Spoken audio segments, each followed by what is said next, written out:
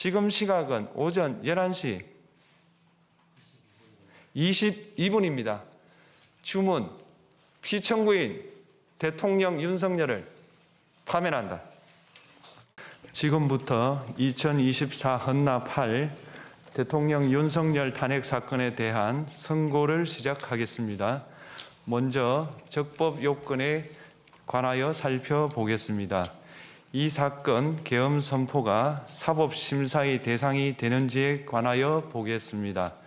고위공직자의 헌법 및 법률 위반으로부터 헌법 질서를 수호하고자 하는 탄핵 심판의 취지를 고려하면 이 사건 계엄 선포가 고도의 정치적 결단을 요하는 행위라 하더라도 그 헌법 및 법률 위반 여부를 심사할 수 있습니다. 국회 법사의 조사 없이 이 사건 탄핵 소추안을 의결한 점에 대하여 보겠습니다. 헌법은 국회의 소추 절차를 입법에 맡기고 있고 국회법은 법사위 조사 여부를 국회의 재량으로 규정하고 있습니다. 따라서 법사위의 조사가 없었다고 하여 탄핵 소추 의결이 부적법하다고 볼 수 없습니다. 이 사건 탄핵 소추안의 의결이 일사부재의 원칙에 위반되는지 여부에 대해서 보겠습니다. 국회법은 부결된 안건을 같은 회기 중에 다시 발의할 수 없도록 규정하고 있습니다. 피청구인에 대한 1차 탄핵 소추안이 제418회 정기회 회기에 투표 불성립되었지만 이 사건 탄핵 소추안은 제419회 임시회 회기 중에 발의되었으므로 일사부재의 원칙에 위반되지 않습니다. 한편 이에 대해서는 다른 회기에도 탄핵 소추안의 발의 횟수를 제한하는 입법이 필요하다는 재판관 정형식의 보충 의견이 있습니다. 이 사건 계엄이 단시간 안에 해제되었고 이로 인한 피해가 발생하지 않았으므로 보호 이익이 험결되었는지 여부에 대해서 보겠습니다. 이 사건 계엄이 해제되었다고 하더라도 이 사건 계엄으로 인하여 이 사건 탄핵 사유는 이미 발생하였으므로 심판의 이익이 부정된다고 볼 수 없습니다. 소추 의결서에서 내란죄 등 형법 위반 행위로 구성하였던 것을 탄핵 심판 청구 이후에 헌법 위반 행위로 포섭하여 주장한 점에 대하여 보겠습니다. 기본적 사실관계는 동일하게 유지하면서 적용 법조문을 철회, 변경하는 것은 소추 사유의 철회, 변경에 해당하지 않으므로 특별한 절차를 거치지 않더라도 허용됩니다. 피청구인은 소추 사유에 내란죄 관련 부분이 없었다면 의결 정족수를 충족하지 못하였을 것이라고 주장하지만 이는 가정적 주장에 불과하며 객관적으로 뒷받침할 만한 근거도 없습니다. 대통령의 지위를 탈취하기 위하여 탄핵 소추권을 남용하였다는 주장에 대하여 보겠습니다. 이 사건 탄핵 소추안의 의결 과정이 적법하고 피소추자의 헌법 또는 법률 위반이 일정 수준 이상 소명되었으므로 탄핵 소추권이 남용되었다고 볼 수 없습니다. 그렇다면 이 사건 탄핵 심판 청구는 적법합니다. 한편 증거법칙과 관련하여 탄핵 심판 절차에서 형사소송법상 전문 법칙을 완화하여 적용할 수 있다는 재판관 이미선, 김형두의 보충 의견과 탄핵 심판 절차에서 앞으로는 전문 법칙을 보다 엄격하게 적용할 필요가 있다는 재판관 김복형, 조한창의 보충 의견이 있습니다. 다음으로 피청구인이 직무집행에 있어 헌법이나 법률을 위반하였는지 피청구인의 법 위반 행위가 피청구인을 파면할 만큼 중대한 것인지에 관하여 살펴보겠습니다. 우선 소추 사유별로 살펴보겠습니다. 1. 이 사건 계엄 선포에 관하여 보겠습니다. 헌법 및 계엄법에 따르면 비상계엄 선포의 실체적 요건 중 하나는 전시, 사변 또는 이에 준하는 국가 비상사태로 저가 교전 상태에 있거나 사회 질서가 극도로 교란되어 행정 및 사법 기능의 수행이 현저히 곤란한 상황이 현실적으로 발생하여야 한다는 것입니다. 피청구인은 야당이 다수 의석을 차지한 국회의 이례적인 탄핵소추 추진, 일방적인 입법권 행사 및 예산 삭감 시도 등의 전횡으로 인하여 위와 같은 중대한 위기사항이 발생하였다고 주장합니다.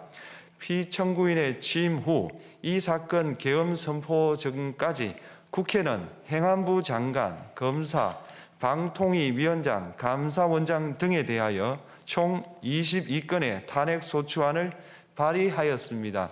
이는 국회가 탄핵소추 사유의 위헌, 위법성에 대해 숙고하지 않은 채 법 위반의 의혹에만 근거하여 탄핵심판 제도를 정부에 대한 정치적 압박 수단으로 이용하였다는 우려를 낳았습니다. 그러나 이 사건 계엄 선포 당시에는 검사 1인 및 방통위위원장에 대한 탄핵 심판 절차만이 진행 중이었습니다. 피청구인이 야당이 일방적으로 통과시켜 문제가 있다고 주장하는 법률안들은 피청구인이 제의를 요구하거나 공포를 보류하여 그 효력이 발생되지 않은 상태였습니다. 2025년도 예산안은 2024년 예산을 집행하고 있었던 이 사건 계엄 선포 당시 상황에 어떠한 영향을 미칠 수 없고 위 예산안에 대하여 국회 예결특위의 의결이 있었을 뿐 본회의의 의결이 있었던 것도 아닙니다. 따라서 국회의 탄핵소추, 입법, 예산안 심의 등의 권한 행사가 이 사건 계엄 선포 당시 중대한 위기 상황을 현실적으로 발생시켰다고 볼 수 없습니다. 국회의 권한 행사가 위법, 부당하더라도 헌법재판소의 탄핵 심판, 피청구인의 법률안 제의 요구 등 평상시 권력 행사 방법으로 대처할 수 있으므로 국가 긴급권의 행사를 정당화할 수 없습니다. 피청구인은 부정선거 의혹을 해소하기 위하여 이 사건 계엄을 선포하였다고도 주장합니다. 그러나 어떠한 의혹이 있다는 것만으로 중대한 위기 상황이 현실적으로 발생하였다고 볼 수는 없습니다. 또한 중앙선관위는 제22대 국회의원 선거 전에 보안 취약점에 대하여 대부분 조치하였다고 발표하였으며 사전, 우편, 투표함, 보관장소, CCTV 영상을 24시간 공개하고 개표 과정에 수검표 제도를 도입하는 등의 대책을 마련하였다는 점에서도 피청구인의 주장은 타당하다고 볼 수 없습니다. 결국 피청구인이 주장하는 사정을 모두 고려하더라도 피청구인의 판단을 객관적으로 정당화할 수 있을 정도의 위기 상황이 이 사건 계엄 선포 당시 존재하였다고 볼 수 없습니다. 헌법과 계엄법은 비상계엄 선포의 실체적 요건으로 병력으로서 군사상의 필요에 응하거나 공공의 안정질서를 유지할 필요와 목적이 있을 것을 요구하고 있습니다. 그런데 피청구인이 주장하는 국회의 권한 행사로 인한 국정마비 상태나 부정선거 의혹은 정치적, 제도적, 사법적 수단을 통하여 해결하여야 할 문제이지 병력을 동원하여 해결할 수 있는 것이 아닙니다. 피청구인은 이 사건 계엄이 야당의 전횡과 국정위기 상황을 국민에게 알리기 위한 경고성 계엄 또는 호소형 계엄이라고 주장하지만 이는 계엄법이 정한 계엄 선포의 목적이 아닙니다. 또한 피청구인은 계엄 선포에 그치지 아니하고 군경을 동원하여 국회의 권한 행사를 방해하는 등의 헌법 및 법률 위반 행위로 나아갔으므로 경고성 또는 호소형 계엄이라는 피청구인의 주장을 받아들일 수 없습니다. 그렇다면 이 사건 계엄 선포는 비상계엄 선포의 실체적 요건을 위반한 것입니다. 다음으로 이 사건 계엄 선포가 절차적 요건을 준수하였는지에 관하여 보겠습니다. 계엄 선포 및 계엄 사령관 임명은 국무회의의 심의를 거쳐야 합니다.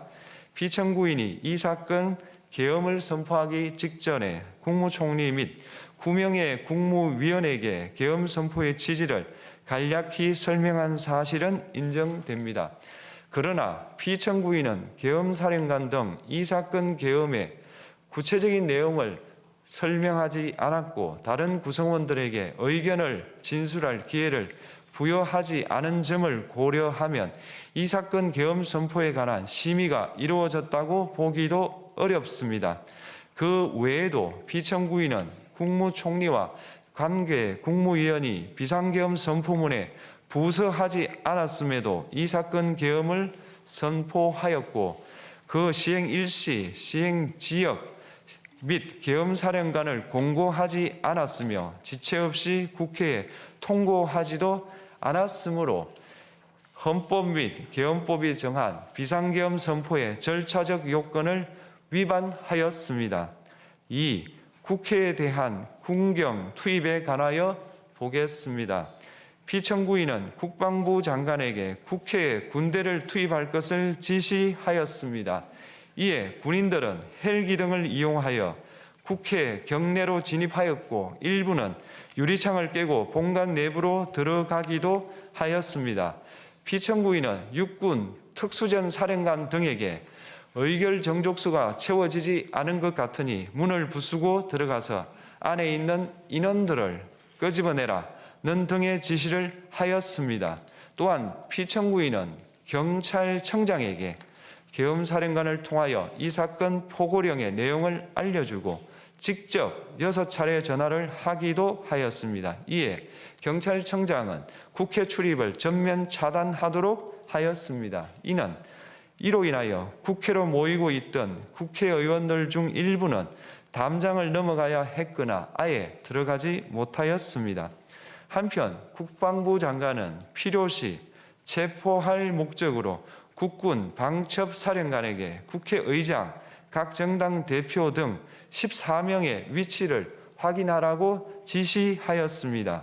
피청구인은 국가정보원 1차장에게 전화하여 국군 방첩사령부를 지원하라고 하였고 국군 방첩사령관은 국가정보원 1차장에게 위 사람들에 대한 위치 확인을 요청하였습니다. 이와 같이 피청구인은 군경을 투입하여 국회의원의 국회 출입을 통제하는 한편 이들을 끌어내라고 지시함으로써 국회의 권한 행사를 방해하였으므로 국회에 계엄 해제 요구권을 부여한 헌법 조항을 위반하였고 국회의원의 심의 표결권, 불체포 특권을 침해하였습니다. 또한 각 정당의 대표 등에 대한 위치 확인 시도에 관여함으로써 정당 활동의 자유를 침해하였습니다.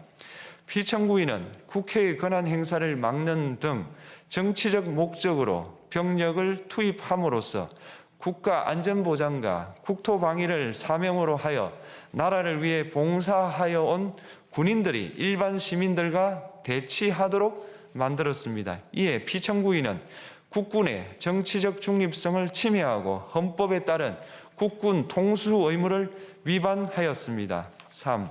이 사건 포고령 발령에 관하여 보겠습니다. 피청구인은 이 사건 포고령을 통하여 국회, 지방의회, 정당의 활동을 금지함으로써 국회에 계엄 해제 요구권을 부여한 헌법조항, 정당 제도를 규정한 헌법조항, 대의민주주의 권력분리 원칙을 위반하였습니다.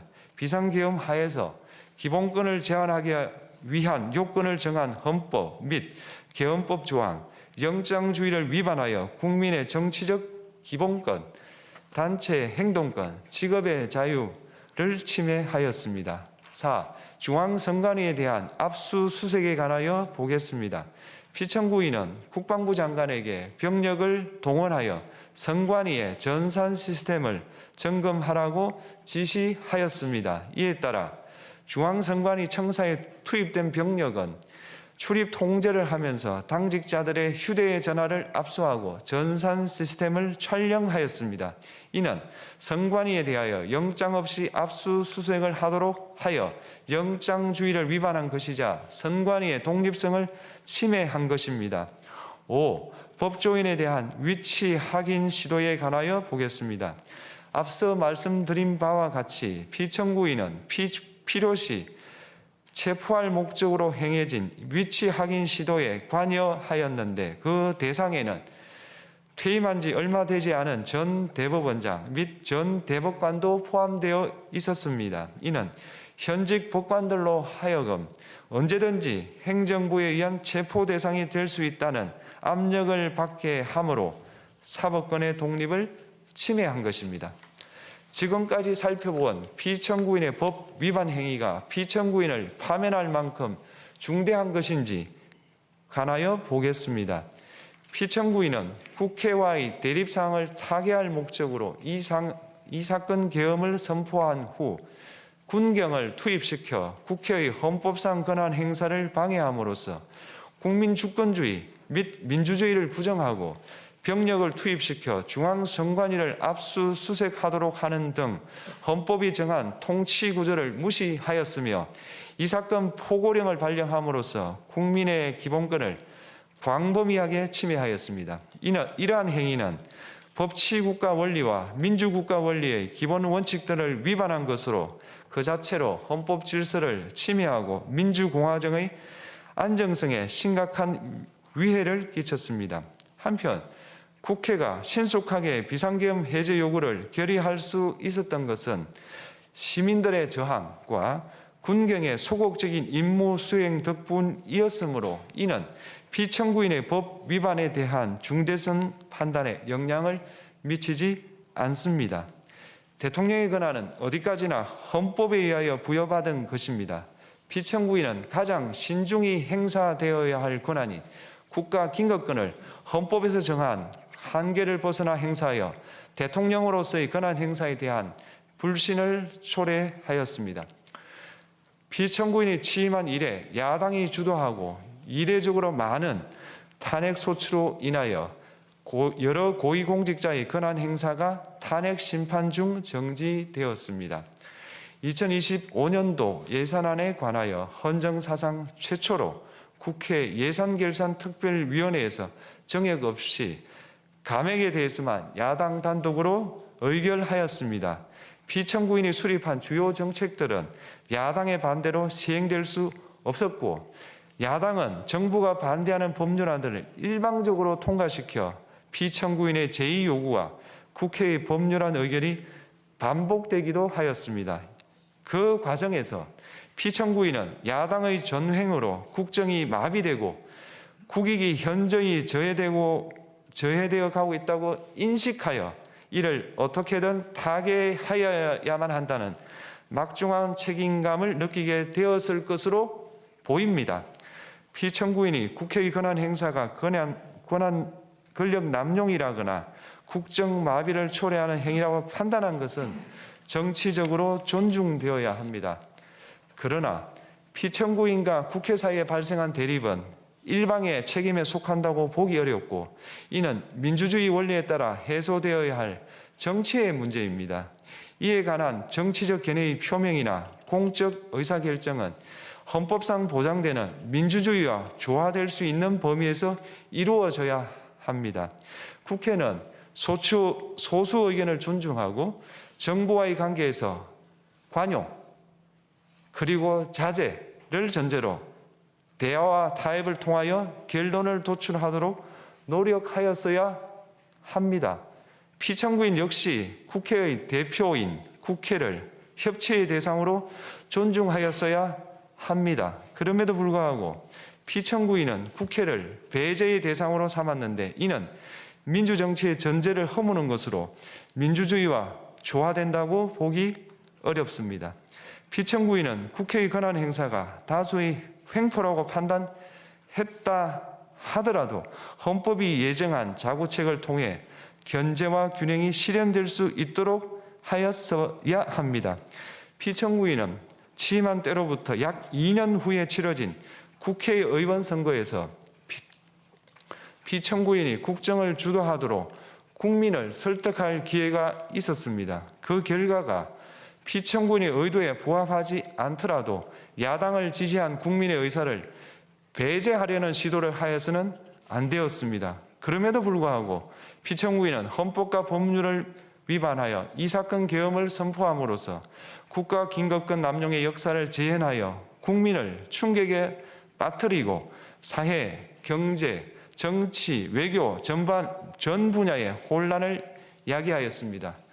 국민 모두의 대통령으로서 자신을 지지하는 국민을 초월하여 사회 공동체를 통합시켜야 할 책무를 위반하였습니다.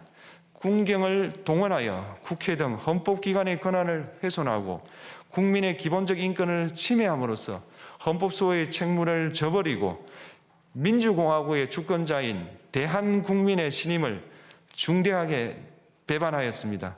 결국 피청구인의 위법 행위는 국민의 신임을 배반한 것으로 헌법 소호의 관점에서 용납될 수 없는 중대한 법 위반 행위에 해당합니다. 피청구인의 법 위반 행위가 헌법 질서에 미친 부정적 영향과 파급 효과가 중대하므로 피청구인을 파면함으로써 얻는 헌법 소호의 이익이 대통령 파면에 따르는 국가적 손실을 압도할 정도로 크다고 인정됩니다. 이에 재판관 전원의 일치된 의견으로 주문을 선고합니다. 탄핵 사건이므로 선고 시각을 확인하겠습니다. 지금 시각은 오전 11시 22분입니다. 주문, 피청구인 대통령 윤석열을 파면한다.